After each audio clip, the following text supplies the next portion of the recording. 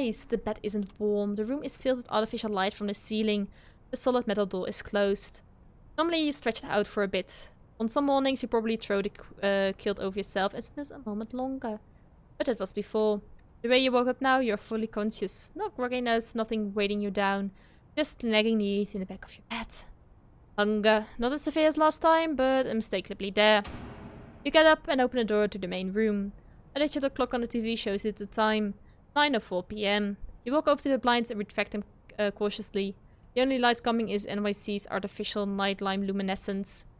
So that's what your waking hour is going to look like now. You missed the sunlight already. You're seriously considering just walking out of the apartment and figuring it all out by yourself. But when you come back to the memory of Kadir's exotic soul being raised in the gallery, maybe sticking around isn't that bad of an idea after all. Keep jumping channels for around half an hour and then switch to the streaming services. Almost as if the universe had a sense of irony, you catch True Bloods in a flood of recommendations. The doorbell rings. It's Sophie. Good evening, Dranina. Slept well? Like a dead man. Here is warning, but not that far from the truth, I suppose. No use dwelling on that, I think you will agree. It's time. You made the right choice yesterday. I can teach you many things about yourself. Your blood, its desires, its desires and its powers. We will begin tonight. You are hungry, yes. I'm sure you are. Your kind always is. There's only one remedy, the blood. The drink we had yesterday is Elysium, or not the usual way you slake your thirst. So tonight I will assist you in your first foray into hunting.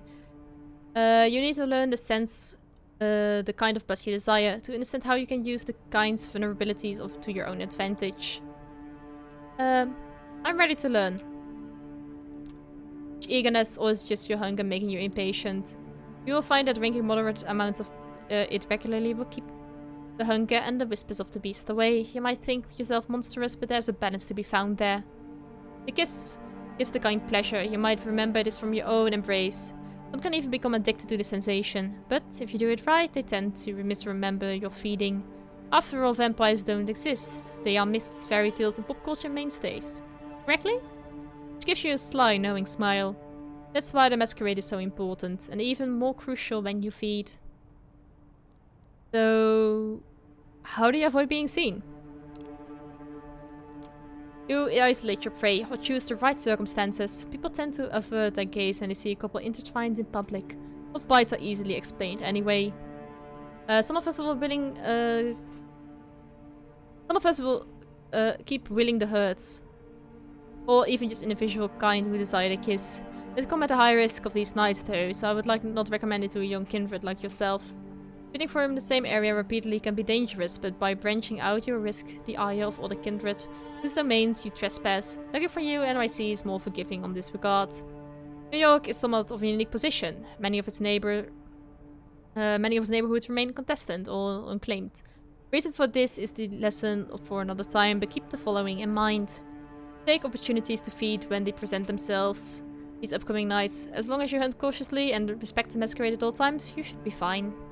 Wit, I want you to join me for a trip tonight. Come downstairs, Gregory is waiting for us.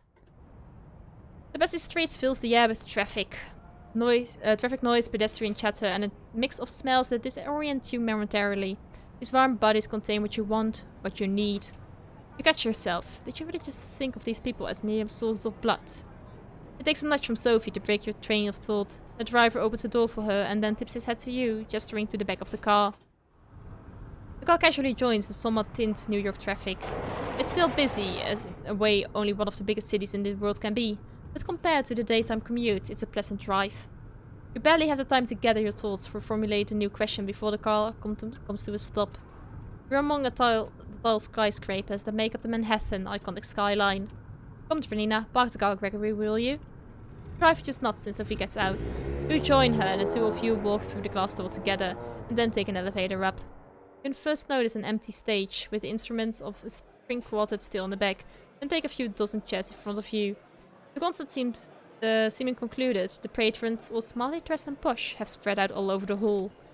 Sophie strides confidentially inside, produces an invitation from her purse, and she flashes it in front of the security guard.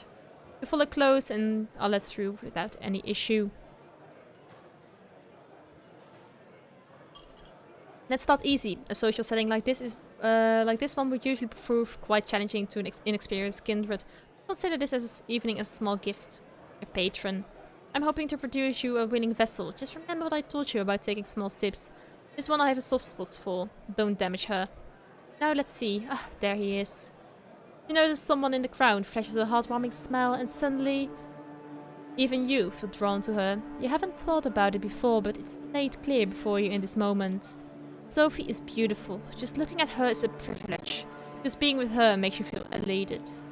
Everybody in the crowd, but especially the man who's almost tripping over himself to reach her, clearly agrees. Edgar, I'm so happy to see you. How's your daughter? Is she with you? Oh, there she is. Julie, my child, come over, please. There is somebody I'd like you to meet. The young woman who walks across the hall can't be more than 19 years old. It's clear from her mismatched earrings and a particularly faded purple hair dye that doesn't fit in this crowd. Julie, this is Dranina. I think the two of you should get acquainted while I talk about business with your dad. Awfully boring stuff, I assure you. I'm positive you like each other. The girl gives you a side smile and nods towards the balcony stairs. You follow, somewhat unsure of what exactly Sophie expects you to do. You reach the secluded space from which the entire lobby is visible. All eyes are on Sophie. They listen intensely, they laugh when she does. Julie saves you the trouble of figuring out the next step. If you're Sophie, then I guess you're, you know. She puts her wrist to her lips and gives herself a theatrical nip. Then she looks to you embarrassed, but also hopeful. Let's say that we do. Yes, I do. Takes the jacket off and buttons the sleeve, then rolls it up. You see it's two of a cat in the astronaut suit, one feline eye winking at you. There, just enjoy. A perfect awkward smile and a blush. Let's drink from Julie. You take a form in your hands, a quick look around confirms nobody watching and no security cameras cover this area. You bite down gently. It's surreal, she's just giving you her blood of her own violation. Volition. How is it possible? What about a masquerade? You need to ask Sophie. Your thoughts disappear amidst the bliss. There's just a taste, sweet, fresh, sanguine. You drink. And drink. And drink. No, stop! You tear away from the girl harder than you wanted. Still the bite leaves just a tiny puncture. Almost as if by instinct you lick them clean as the two holes become concealed. Just like that. Julie is now leaning on the wall, pale, wobbly on her feet, but happy. She lets out a dreamy sigh, opens her eyes. A few tears roll into her shirt. Tears of joy. Thank you. Please, can you walk me downstairs, please? My dad, he doesn't know. Thinks this is a condition. Miss Langley told him so. She leans into you and requests you to take her over to a bench. She takes a seat and smiles at you. The crowd around Sophie disperses slowly. Looking at her now, only some residual awe hangs in the air. Yes, she's pretty, maybe even beautiful, sure, but not your type.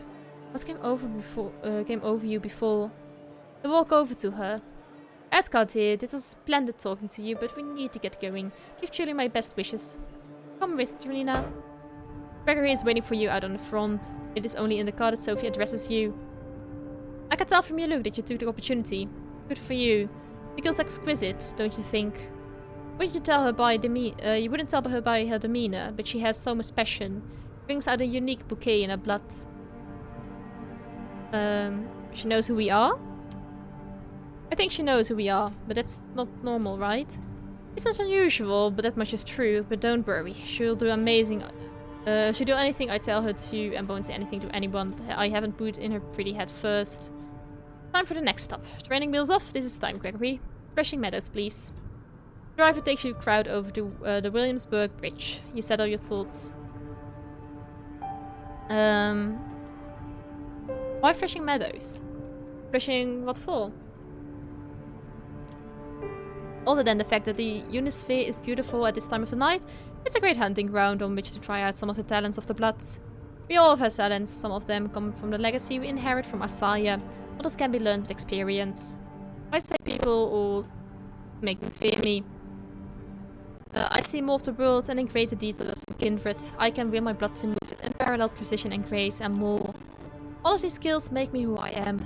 They also help me hunt. Do I need my powers to hunt? That it's best to use these talents when hunting. They're useful certainly, but their utility is universal. Survival, violence, intrigue. Entertainment a pleasure too some nights. Always keep the Masquerade in mind, however. It's all fine if you can disappear in plain sight or command animals with your mind, but save those over talents for the right place and time. It only takes you half an hour to reach the park at this time of the night. Both you and Sophie leave the car and Gregory left behind again to find a parking spot to keep an eye on the car. Sophie seems in deep thought. She takes in the surroundings with a dreamy grace. The sky is surprisingly clear tonight and the stars just barely visible in the light polluted area of the city. I feel like having a snack myself. I'll be over by the fountain. Go, look for somebody to your liking. See what effects you can achieve with just your blood. But only pick one victim, just one. Then come back. Seeing how she seems to not all together here right now, you decide to leave Sophie to your own devices and seek out your prey. From here it looks like you have a few choices. Just take the tour all around the park and finding an isolated jogger or someone like them could work, but focusing on one area might work better. The New York State Pavilion might also work as a secluded spot. There's a skate park nearby and worst case scenario there's bound to be some unfortunate wino around. Or maybe it's at the tennis courts nearby. There's light coming from there. So somebody might be still playing a late night match. They won't be alone, but might be tired and let their guard down. All these scenarios play out in your mind. You realize you're planning how to assault a stranger in the middle of the night.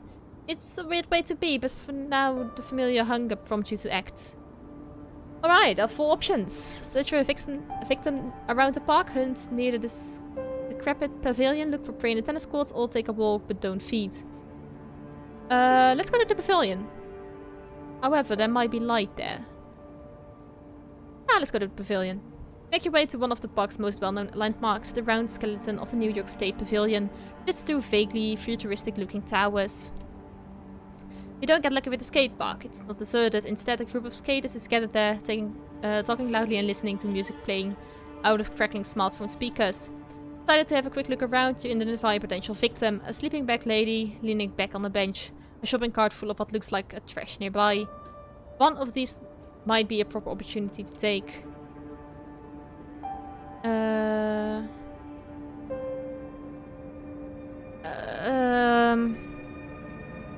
Yeah, let's choose something. Do we want to...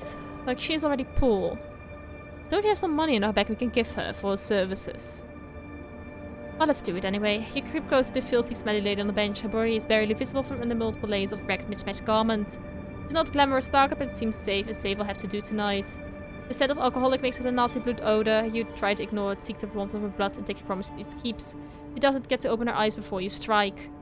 Biting her exposed neck, you're struck by melancholy. This is not the feeling... It's not that you feel guilty by targeting her, though that too. But there's an unexpected surge of empathy the taste of her blood provokes. She's probably alone in the city, lost, abandoned by this country's social system, forced adrift from place to place. Her blood is tainted by alcohol and something else. Sickness? You stop drinking. This woman doesn't wake from her stupor. She let out a deep sigh and starts snoring loudly. That's when you hear the footsteps and turn around to see a figure in the shadow of the pavilion. A hooded man is looking menacing at you. What do you think you're doing? Biting on my third like this, lick. I didn't mean to trespass. I'm gone. Too late for that, friendo. You want to leave here in one piece? You can talk candidly. I know what you are, so you can shove the Masquerade misdirection up your ass. Now, better tell me who you are with before my posé shows up and I beat it out of you.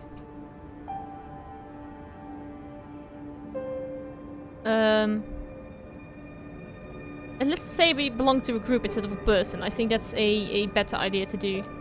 Chill out, I'm with the Camarilla. He doesn't anything but chill out. He immediately tenses up, gives you an extremely nasty look, and bears his fangs. You're the ivory tower cunts? Well. Tonight's my lucky night. I'm gonna fuck you up and bring you to the Callihan. You'll have some fun breaking your shins, and then maybe, by the end of it, you get to have a nice long sip. I wonder what you taste like. Lick. He does his best impression of Hannibal Lecter and a nice Chianti stick, but he's not as intimidating as he thinks.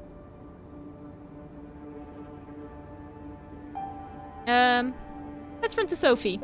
You take off fast. Faster than you ever run. The hoodlum has trouble keeping up, but howls behind you like an animal and gives chase anyway. As you reach the Unisphere again, you slow down, noticing 2 people near the sculpture. A man and a woman tangled up in a passionate embrace. Not exactly. It's Sophie feeding, but this whole scene is set up so it looks like a couple getting intimate in public. She pulls it off like she's done it 100 times before. It occurs to you that she probably has. The man is unsure of his feet and she lets go of him and leads him towards a nearby bench. Noticing you, she whispers something into his ear and leaves him. A driver appears from behind the tree. Well, Dranina, how did it go? You're about to answer when the same figure before emerges from one of the allies. He looks at the three of you as a predatory smile creeps onto his lips. Thought you could run away from me, Lick. Think you'd be safe with your friends? Well, I have friends too. He makes a motion to shout, but two things happen almost at the same time.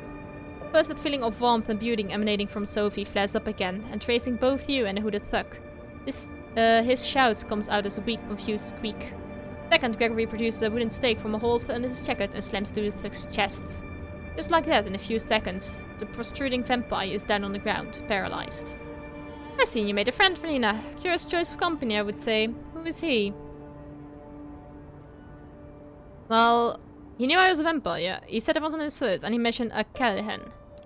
He said something about presenting me to somebody named Callahan. Ever heard of him? She looks shocked for a split second, and then recovers from her regular countenance. Yes, I have. This hoodlum is Anarch, eh? Curious. Corona Park has not been claimed by any kindred last I checked. Let's go to the car. Pull him in the trunk and present him to Kadir tomorrow night. I'm sure he'll be delighted to make his unbound acquaintance. Gregory carries the staked vampire and limps into the car's trunk like a mannequin. It's a strange sight, and you're quite happy you've not in the poor fucker's shoes now. It's almost surprising that you can get away with just casually throwing a stiff into your car and driving away, but then you remember that Sophie has been doing this far longer than you have. Still, the nagging thought that anything you did tonight could have been recorded on a CCTV camera, or picked up by a render with a half-decent smartphone and streamed online, fills you with dread. Hunting and using your abilities is a dangerous business. It's clear that this whole being a vampire thing is about as many caveats as it has perks. You're taking out your headphones by Sophie's voice. I'll pick you up tomorrow night, same as tonight. I have some business to attend to by Elysium. Damn, that word is difficult. I was tend to say asylum. Elysium, and I expect you to accompany me. Plus our friend in the back needs to be properly introduced to Kadir and the prince. I'm sure he has some interesting things to say to the court. Her voice is cold, cruel, and nothing like the enchanting personality she showed at the gallery earlier tonight. Sophie is clearly a woman of many faces. What's going to happen to him? What's going to happen? The usual, I imagine. Interrogation by Kadir, probably in the same basement of the gallery. A quick trial with the prince in attendance if she's there tomorrow night. A swift execution as the verdict. This all sounds eerily familiar to you, and you can't help but feel the pang of guilt when you think about what awaits this guy tomorrow. You haven't told me how your hunting went. Getting the hang of it, I would hope. It takes some getting used to, let's be honest with her. Only time to get used to it, it doesn't come naturally. It will, with time, but you need to think about it less. Hunting is one of the only scenarios which you'll do well to trust your instincts. In moderation, of course. She seems distracted, not all there. Her thoughts drift as the car remains silent until you reach your apartment. We'll pick you up tomorrow evening. Good night. Just like that, without any further courtesy, Sophie leaves, driven to her apartment by Gregory, with her body in a trunk, right in the middle of Manhattan. Did you cross paths with a situation like these in the past and only? What other secrets did you pass onto the streets without knowing their true nature? Your haven is just as you left it hours ago. Although the sun doesn't come up for some time, you feel tired. You learned something about yourself today, and it takes time to progress. You're not in the mood for television, and the few books on the shelves in the apartment are either in languages you don't speak or sound like a boring read. Nothing left to do but rest. You settle in the back room, lock the door. A moment of hesitation, but then a decision. This time you turn the lights off. You think back to Julie. How many people in the city know about this vampiric society? How many are willing to accomplish accomplishments to sustain it? And the thug that you met in the park. If he's not Camarilla, then what is he? Are there independent vampires, and how does it work? More questions. You begin wondering if there's ever gonna be a night when you can start crossing them off the list instead of adding to it. You close your eyes. Sink into a now familiar void of nothingness. Treat you with open arms, like an old friend.